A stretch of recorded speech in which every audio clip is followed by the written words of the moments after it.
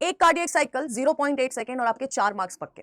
सबसे पहले बात कर लेते हैं एट्रियल सिस्टोल की, जो कि होता है 0.1 सेकंड के लिए, और यहां पर एट्रिया कॉन्ट्रैक्ट कर रहे होते हैं, जिसकी वजह से एवी वॉल्व ओपन होते हैं और आपका ब्लड आ जाता है वेंट्रिकल्स के अंदर।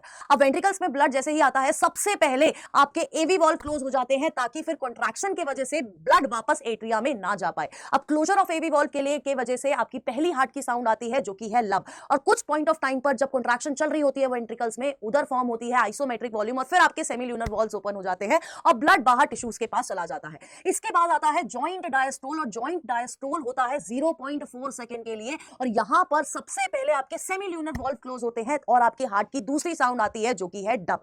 अब इसके अंदर आपकी वेंट्रिकल फिलिंग होती है, एवी वॉल्व ओपन होते हैं, और ये जो फिलिंग होती है वो होती है काफी स्लो। तो अब आप मुझे कमेंट बॉक्स में बताएंगे कि आपका वेंट्रिकुलर डायस्टोल कितने टाइम का होता है।